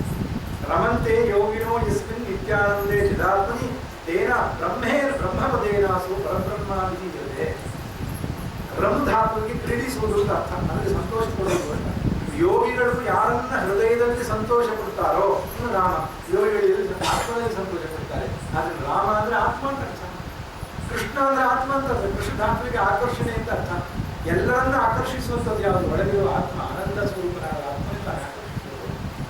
ಕೃಷ್ಣ ಅಂದ್ರೂ ಆತ್ಮ ಅಂತ ಅರ್ಥ. ಲಲಿತಾ ಲಲ ಧಾತುವಿಗೆ ಕ್ರೀಡಾಯಾಮ್ ಕ್ರೀಡಾಯಾಮ್ ಅಂತ. ಜಗತ್ತಿನ 107 ತೃಣಕಾಷ್ಟಗಳಲ್ಲಿ ಕ್ರೀಡಿಸುವವಳು ಯಾರೋ ಅವಳು ಲಲಿತೆ ಅಂತ. ಜಗನ್ಮಾತೆ ಜಗದಂಬಿಕೆ ಅಂತ ಕರೀತಾಳೆ. ಲಲಿತಾ ಅಂದ್ರೂ ಆತ್ಮ ಅಂತಲೇ ಅರ್ಥ, ಶಿವ ವಿಷ್ಣು ಅಂದ್ರೂ ಆತ್ಮ ಅಂತಲೇ ಅರ್ಥ. ಆದ್ರಿಂದ ಆತ್ಮ ಎನ್ನುವಂಥದ್ದು ಬರೀ ಶರೀರದ ಯಾವುದೋ ಮೂಲೆಯಲ್ಲಿ ಇರತಕ್ಕಂತಹ ವಸ್ತು ಅಲ್ಲಪ್ಪ. ಅಣೋರಣೀಯ ಮಹತೋ ಮಹೀಯ ಆತ್ಮ ಸಿದಂತೋ ನೀತೋ ಸಮಕ್ರತು ಪಶ್ಯತಿ ನೀತಶೋ ಗೋಧಾತು ಪ್ರಸಾದಾನ್ ಮಹಿಮಾನವೀಷು. ಸಣ್ಣದಲ್ಲಿ ಸಣ್ಣದು ಅಂತ ಕಂಡ್ರು ದೊಡ್ಡದ್ರಲ್ಲಿ ದೊಡ್ಡದೂ ಹೌದು. ಅದು ಹೇಳ್ತಾರೆ ಏನು ನಚಿಕೇತನಿಗೆ ಯಮಧರ್ಮರಾಜ ಹೇಳ್ತಾನೆ, ನೋಡಪ್ಪ, ನ ಜಾಯತೆ ಮ್ರಿಯತೆ ವಾ ವಿಪಶ್ಚಿತ್ ರಾಯಂ ಕುತಶ್ಚಿನ್ನ ಬಹೂವ ಕಶ್ಚಿತ್. ಇದೇ ಶ್ಲೋಕ ಭಗವದ್ಗೀತೆಯಲ್ಲೂ ಬಂದಿದೆ. ಆತ್ಮಸ್ವರೂಪವನ್ನು ವರ್ಣನೆ ಮಾಡುವಾಗ 2ನೇ ಅಧ್ಯಾಯದಲ್ಲಿ ಬರುತ್ತೆ. ನ ಜಾಯತೆ ಮ್ರಿಯತೆ ಅಂತ ಒಟ್ಟು ಸಾವುಗಳನ್ನು ಮೀರಿರ್ತಕ್ಕಂಥ, ಯಾವುದೇ ಬದಲಾವಣೆ ಇಲ್ಲದೆ ಇರತಕ್ಕಂತಹ ಅವಿಕ್ರಿಯವಾಗಿರುವ ಕೂಟಸ್ಥ ನಿತ್ಯವಾಗಿರುವ ಸತ್ಯ ಯಾವುದು? ಅದು ಆತ್ಮ. ಆಕಾಶವತ್ತು ನಿತ್ಯವಾಗಿರುವಂಥ ಅತ್ಯಂತ ಹತ್ತಿರದ ದೃಷ್ಟಾಂತ ಆತ್ಮ ಹೇಗಿದ್ದಾನೆ ಅಂತ ಹೇಳೋದಕ್ಕೆ ಆಕಾಶವೇ. ಯಾವ ಬಣ್ಣ ಇಲ್ಲ, ಅಶಬ್ದ ನಸ್ಪರ್ಶ ರೂಪ ಅಗಂಧ, ಯಾವ ರಸ ಇಲ್ಲ, ಬಣ್ಣ ಇಲ್ಲ, ರೂಪ ಇಲ್ಲ, ಎಲ್ಲದಕ್ಕೂ ಆಶ್ಚರ್ಯವನ್ನು ಕೊಟ್ಟಿದೆ, ದೇಶಕಾಲವನ್ನು ಮೀರಿದೆ. ಅಂತಹ ಒಂದು ಆಕಾಶಕ್ಕೆ ಆಕಾಶವೇ ಸಮಾನ. ಆಕಾಶಕ್ಕೆ ಒಂದೊಮ್ಮೆ ಚೈತನ್ಯ ಇಟ್ಟುಬಿಟ್ರೆ ಚಿತ್ ಆಕಾಶ ಅಂತ ಕರೀತಾರೆ. ಇದು ಜಡಾಕಾಶ, ಭೂತಾಕಾಶ ಅಂತ ಕರೀತಾರೆ. ಅಕಸ್ಮಾತ್ ಈ ಆಕಾಶ ಅನ್ನುವಂಥದ್ದು ಚೈತನ್ಯ ಸ್ವರೂಪದಾಗಿದ್ದರೆ, ಎಲ್ಲೆಲ್ಲೂ ಆ ಚೈತನ್ಯ ಆಕಾಶದ ಹಾಗೆ ತುಂಬಿಕೊಂಡಿದ್ದರೆ ಅದಕ್ಕೆ ಹೆಸರು ಆತ್ಮ. ಮಡಿಕೆಯೊಳಗೆ, ಕುಡಿಕೆಯೊಳಗೆ, ಹಂಡೆಯೊಳಗೆ ಬೇರೆ ಬೇರೆ ರೂಪದಲ್ಲಿ ಕಾಣುವ ಆಕಾಶ ಉಪಾಧಿ ಭೇದದಿಂದ ಭೇದವೇ ಹೊರತು ವಾಸ್ತವವಾಗಿ ಆಕಾಶದಲ್ಲಿ ಭೇದ ಉಂಟಾಗಲಿಲ್ಲವೇ? ಉಂಟಾಗಲಿಲ್ಲ ಅಲ್ವ? ನಾನು ಮನೆ ಕಟ್ಟಿದ ಮಾತ್ರಕ್ಕೆ ಆಕಾಶವನ್ನು ತುಂಡು ಮಾಡಲಿಲ್ಲ, ನಾನು ಮಡಿಕೆ ಮಾಡಿದ ಮಾತ್ರಕ್ಕೆ ಆಕಾಶದಲ್ಲಿ ತುಂಟಾಗಲಿಲ್ಲ. ಅದು ಅಖಂಡಾಕಾರವಾಗಿದೆ, ಅಖಂಡ ಮಂಡಲಾಕಾರ ಅಂತ ಕರೆಯುವುದು. ಹಾಗಿರುವಂತಹ ಆಕಾಶ ಹೇಗೆ ವಿಚ್ಛಿತ್ತಿಯನ್ನು ಪಡೆಯಲಿಲ್ಲವೋ ಹಾಗೆಯೇ ಆತ್ಮವಸ್ತು ಸರ್ವವ್ಯಾಪಕವಾದದ್ದು ಒಂದೇ ಅಖಂಡವಾಗಿದೆ ಎಂಬುದಾಗಿ ಹೇಳ್ತಾರೆ. ಕೆಲವು ಕೇಳ್ತಾರೆ, ಸ್ವಾಮಿ ಅವರ ಆತ್ಮ ಬೇರೆ, ನನ್ನ ಆತ್ಮ ಬೇರೆ ಅನಿಸ್ತದಲ್ಲ, ನಾಯಿ ಆತ್ಮ ಬೇರೆ, ದಿಕ್ಕಿನ ಆತ್ಮ ಬೇರೆ ಅನ್ನೋದು ಎಲ್ಲರ ಆತ್ಮ ಒಂದೇನಾ? ಒಂದೇ. ಸೂರ್ಯೋ ಯಥಾ ಸರ್ವ ಲೋಕಸ್ಯ ಚಕ್ಷು. ಕಠೋಪನಿಷತ್ತಲ್ಲಿ ಬರ್ತಕ್ಕಂತಹ ಮಾತು. ಒಬ್ಬ ಸೂರ್ಯ ಹಾಗೂ ಸೂರ್ಯನ ಪ್ರತಿಬಿಂಬದ ದೃಷ್ಟಾಂತವನ್ನು ಕೊಡ್ತಾರೆ. ಸೂರ್ಯನ ಪ್ರತಿಬಿಂಬ ಮಡಿಕೆಯಲ್ಲಿ ಮೂಡಲಿ ಅಥವಾ ಚಿನ್ನದ ಮಡಿಕೆಯಲ್ಲಿ ಮೂಡಲಿ, ಗಟಾರ್ ನೀರಲ್ಲಿ ಮೂಡಲಿ, ಗಂಗಾ ನದಿಯಲ್ಲಿ ಮೂಡಲಿ, ಅದರಿಂದ ಸೂರ್ಯನಿಗೇನಾದ್ರೂ ತೊಂದರೆ ಆಗ್ತದ? ಆದ್ದರಿಂದ ಪ್ರತಿಬಿಂಬಗಳಷ್ಟೇ ನಿಮ್ಮ ಶರೀರದಲ್ಲಿ ಮೂಡಿದೆಯೇ ಹೊರತು ಬಿಂಬ ಸ್ವರೂಪನಾದ ಚಿದಾಕಾಶ ಸ್ವರೂಪನಾದ ಪರಬ್ರಹ್ಮವು ಅಖಂಡವಾಗಿ ಒಂದೇ ರೀತಿಯಾಗಿದೆ. ಯಾವ ಬದಲಾವಣೆ ಅನ್ನೋದು ಗೊತ್ತಿಲ್ಲ ಎಂಬುದಾಗಿ ಉಪದೇಶವನ್ನು ಕೊಡ್ತಾನೆ ನಚಿಕೇತ. ಆದ್ರಿಂದ ನಾನು ಹುಡ್ತಾ ಇದ್ದೇನೆ, ನಾನು ಸಾಯ್ತಾ ಇದ್ದೇನೆ, ನನಗೆ ವಯಸ್ಸಾಗ್ತಾ ಇದೆ, ನನಗೆ ವೃದ್ಧಾಪ್ಯ ಬರ್ತಾ ಇದೆ, ಅಸ್ಥಿ ಜಾಯತೆ ವರ್ಧತೆ ವಿಪರಿಣಮತೆ ಅಪಕ್ಷೀಯತೆ ವಿನಶ್ಯತೀತಿ ಷಡ್ವಿಕಾರಗಳನ್ನು ನಾವು ಏನು ಶರೀರಕ್ಕೆ ಹೇಳ್ತೇವೋ ಅದೆಲ್ಲ ಶರೀರ ಎಂಬ ಉಪಾಧಿಗೆ ಸೇರಿದೆ ವಿನಃ ಆಕಾಶದಂತಿರುವ ಬ್ರಹ್ಮಕ್ಕೆ ಆತ್ಮನಿಗೆ ಯಾವ ವಿಚಾರವೂ ಇಲ್ಲ ಎಂಬುದಾಗಿ ಯಮ ಉಪದೇಶ. ಹಂತಾಚೇನ್ ಮನ್ಯತೆ ಹಂತಂ ಹತಶ್ಚೇತ್ ಮನ್ಯತೆ ಹತಂ ಉಭೌತೌ ನ ವಿಜಾನೀತೋ ನಾಯಂ ಹಂಚಿನ ಹನ್ಯತೆ. ಯಮ ಹೇಳ್ತಾನೆ, ಕೆಲವರು ಹೇಳ್ತಾರೆ ನಾವು ಸಾಯ್ತಿದ್ದೇವೆ, ನಮಗೆ ಪೆಟ್ಟಾಗಿದೆ, ನಮ್ಗೆ ಕಷ್ಟ ಆಗಿದೆ ಅಂತ ಹೇಳ್ತಾರೆ. ಇನ್ನೊಬ್ರಿಗೆ ಕಷ್ಟ ಕೊಡ್ತೀನಿ ಅಂತ ಕೆಲವರು ಹೇಳ್ತಾರೆ. ಯಾರಿಗೆ ಯಾರು ಕಷ್ಟ ಕೊಡೋದಿಲ್ಲ, ಯಾರಿಂದ ಯಾರು ಕಷ್ಟ ಪಡೆಯೋದೂ ಇಲ್ಲ. ಇದು ಭಗವದ್ಗೀತೆಯಲ್ಲಿ ಮತ್ತೆ ಬರ್ತದೆ. ಅರ್ಜುನ ಹೇಳ್ತಾನೆ ನಾನು ಇವರನ್ನ ಕೊಲ್ತೇನೆ ಅಂತ. ಆಗ ಕೃಷ್ಣ ಹೇಳುದು ನೀನು ಕೊಲ್ಲುವವನಲ್ಲ, ನೀನು ಕೊಲ್ಲಿಸಲ್ಪಡುವವನೂ ಅಲ್ಲ, ನೀನು ಕರ್ತಾನೂ ಅಲ್ಲ, ನೀನು ಭೋಕ್ತಾನೂ ಅಲ್ಲ, ಅಕರ್ತ ಅಭೋಕ್ತ ಆಗಿರುವವನು ಆತ್ಮ ಎಂಬುದಾಗಿ ಉಪದೇಶ. ನಾನೇನು ಅನ್ಕೊಂಡಿರೋದು? ಸ್ವಾಮಿ ನಾನೇ ಮಾಡಿರೋದಿಲ್ಲ, ಅನುಭವಿಸ್ತಾ ಇರೋದು ನಾನೇ ಅನುಭವಿಸ್ತಾ ಇರೋದು. ದೇಹ, ಮನಸ್ಸು, ಬುದ್ಧಿ, ಅಹಂಕಾರ ಎನ್ನುವ ಉಪಾಧಿಯ ದೃಷ್ಟಿಯಿಂದ ನಾನು ಮಾಡುವವನು, ನಾನು ಅನುಭವಿಸುವವನು ಸರಿ. ಅಸಂಗವಾದ ಆತ್ಮನ ದೃಷ್ಟಿಕೋನ ಇಟ್ಟುಕೊಂಡು ನೋಡಿದಾಗ ನಾನು ಮಾಡುವವನು ಅಲ್ಲ, ನಾನು ಅನುಭವಿಸುವವನಲ್ಲ. ಅಸಂಗೋಹಂ ಅಸಂಗೋಹಂ ಅಸಂಗೋ ಗುಣಂ ಪುನಃ ಪುನಃ ಸಚ್ಚಿದಾನಂದರೂಪೋಹಂ ಅಹಮೇವಾಹಮವ್ಯಯಃ. ಹೀಗೆ ಅನೇಕ ಬಗೆಯ ಅನೇಕ ವಿಧವಾಗಿ ಬೇರೆ ಬೇರೆ ಮಂತ್ರಗಳಿಂದ ಉಪನಿಷತ್ತಿನ ಉಪದೇಶ ನಚಿಕೇತನಿಗೆ ಪ್ರಾಪ್ತವಾಗತ್ತೆ. ಅದನ್ನು 1 ಗಂಟೆಗೆಲ್ಲೋ 1-2 ಗಂಟೆಗೆಲ್ಲೋ ಹೇಳ್ತಕ್ಕಂಥ ಉಪದೇಶ ಇಲ್ಲ. ನಾವು ಇಂಗ್ಲೀಷ್ನಲ್ಲಿ ಬರ್ಡ್ಸ್ ಐ ವ್ಯೂ ಅಂತ ಹೇಳ್ತೇವೆ, ಕನ್ನಡದಲ್ಲಿ ಪಕ್ಷಿ ನೋಟ. ಪಕ್ಷಿ ನೋಟ ಅಂದ್ರೇನು? ಪಕ್ಷಿ ಎತ್ತರಕ್ಕೆ ಹಾರುವಾಗ, ವಿಮಾನದಲ್ಲಿ ಎತ್ತರಕ್ಕೆ ಹೋಗುವಾಗ ಎಲ್ಲ ಸಣ್ಣ ಕಾಣಿಸುತ್ತಲ್ಲ. ನಮ್ಮ ಮನೆಗಳು, ನಮ್ಮ ಊರು, ನಮ್ಮ ಕೆರೆ, ನಮ್ಮ ಹೊಲಗಳೆಲ್ಲ ಚಿಕ್ಕ ಚಿಕ್ಕದಾಗಿ ಕಾಣಿಸ್ತವೆ. ಹಾಗೆ ಎತ್ತರದಲ್ಲಿ ಇಟ್ಕೊಂಡು ಸಣ್ಣ ಪುಟ್ಟ ದರ್ಶನ ಮಾಡೋದಕ್ಕೆ ಸಾಧ್ಯವಾಗತ್ತೆ. ಇವತ್ತು ನಾನೆಲ್ಲ ಸಿದ್ಧತೆ ಮಾಡಿಕೊಂಡು ಬಂದಿದ್ದೇನೆ. ಇವರು ಬಹಳ ಸಹಾಯ ಮಾಡಿದ್ರು, ಕೆಲವೊಂದು ಅರ್ಥವೂ ಕೂಡ ಅವರು ಹೇಳಿದ್ರು. ಆದರೆ ಒಟ್ಟಿನಲ್ಲಿ ಆತ್ಮವಿದ್ಯೆ, ಅಧ್ಯಾತ್ಮ ವಿದ್ಯೆ, ಬ್ರಹ್ಮವಿದ್ಯೆ ಅಂತ ಹೇಳಲ್ಪಡ್ತಕ್ಕಂತಹ ಈ ಜೀವವೇ ಬ್ರಹ್ಮನು, ಅದಕ್ಕಿಂತ ಹೊರತಾಗಿ ಬೇರೆ ಎಲ್ಲ ಎನ್ನುವಂತಹ ಸತ್ಯವನ್ನ ಯಾವ ಉಪನಿಷತ್ತು ಪ್ರತಿಪಾದನೆ ಮಾಡಿದೆಯೋ ಅದನ್ನೇ ಸಂತರು ಕಂಡುಕೊಂಡರು, ತಮ್ಮ ತಮ್ಮ ಭಾಷೆಯಲ್ಲಿ ಹೇಳಿದರು, ಜೀವನ ಮುಕ್ತಿಯನ್ನು ಅನುಭವಿಸಿದರು. ಬದುಕಿದ್ದಾಗಲೇ ಶರೀರಕ್ಕೂ ಆತ್ಮಕ್ಕೂ ಯಾವ ಸಂಬಂಧವೂ ಇಲ್ಲ, ನಾನು ಅಸಂಸಾರಿಯಾದ ಆತ್ಮನೇ ಹೊರತು ಶರೀರ ಮನಸ್ಸು ಬುದ್ಧಿಗಳಲ್ಲ ಎನ್ನುವ ಸತ್ಯವನ್ನು ಅನಿಸುತ್ತದೆ ಜೀವನೋತ್ತರ. ಅಂತಹ ಒಂದು ಶರಣರ ಸಾಲಿನಲ್ಲಿ ನಮ್ಮ ವಿದ್ಯಾನಂದ ಶರಣರು ಸೇರಿದ್ದಾರೆ. ತಾವು ಅನುಭವಿಸಿದಂತಹ ಜ್ಞಾನವನ್ನು ಸಾಮಾನ್ಯ ಜನರಿಗೂ ಮುಟ್ಟುವಂತಹ ರೀತಿಯಲ್ಲಿ ಅನೇಕ ವರ್ಷಗಳ ಕಾಲ ಉಪನ್ಯಾಸವನ್ನು ಮಾಡಿ ಲೇಖನದ ಮೂಲಕ ಅದನ್ನು ಪ್ರಚುರಗೊಳಿಸಿದ್ದಾರೆ. ಅದೇ ಪರಂಪರೆಯಲ್ಲಿ ಬಂದಂತಹ ಅವರ ಶಿಷ್ಯರು ಆ ಕಾರ್ಯಕ್ರಮವನ್ನು ಮುಂದುವರಿಸ್ತಾ ಇದ್ದಾರೆ. ಸತ್ಸಂಗಗಳ ಮೂಲಕವಾಗಿ ಇಷ್ಟು ಹೊತ್ತುಗಳ ಕಾಲ ಎಲ್ಲ ಕುಳಿತುಕೊಂಡು ಆತ್ಮವಿಚಾರದ ಬಗ್ಗೆ ಏನೋ ಒಂದಿಷ್ಟು ಸಂಗತಿಗಳನ್ನು ಅನೇಕ ಆಲಿಸ್ತಾ ಇದ್ದೀವಿ. ಇದೇ ಆ ಮಹಾತ್ಮರು ಮಾಡಿದಂತಹ ದೊಡ್ಡ ಕ್ರಾಂತಿ ವಿಭೂತಿಯನ್ನು ಅವರೇನು ದೊಡ್ಡ ಪವಾಡ ಮಾಡಿದ್ದಾರೆ ಅಂದರೆ, ಇಷ್ಟೊತ್ತಾದ್ರೆ ಶ್ರದ್ಧೆಯಿಂದ ನೀವು ಕೇಳ್ತಾ ಇದ್ದೀರಲ್ಲ, ಅದೇ ಅವರು ಮಾಡಿರ್ತಕ್ಕಂಥ ದೊಡ್ಡ ಪವಾಡ, ಖಂಡಿತವಾಗಿ ದೊಡ್ಡ ಪವಾಡ. ಅಧ್ಯಾತ್ಮ ವಿಚಾರವನ್ನು, ಸತ್ಸಂಗವನ್ನು ಕೇಳೋದಕ್ಕೂ ಕೂಡ ಒಂದು ಪೂರ್ವ ಸಿದ್ಧತೆ ಬೇಕು. ಆ ಪೂರ್ವ ಸಿದ್ಧತೆಯನ್ನು ಮನಸ್ಸು, ಶ್ರೀಮಂತ ಮನಸ್ಸುಗಳನ್ನು ಪಡೆದುಕೊಂಡು ಬಂದಿದ್ದೀರಿ. ನಾಳೆ ಮತ್ತು ನಾಡಿದ್ದು 2 ದಿನಗಳ ಕಾಲವು ಉಪನ್ಯಾಸ ಕಾರ್ಯಕ್ರಮ ಇದೆ. ನಾಳೆ ನಾನು ಮತ್ತೆ ಬರ್ತೇನೆ. ಮತ್ತೆ ಕೆಲವೊಂದಿಷ್ಟು ವಿಚಾರಗಳನ್ನು ನಾನು ಹೇಳ್ತಾ ಇವತ್ತಿನ ಸತ್ಸಂಗಕ್ಕೆ ಮಂಗಳ.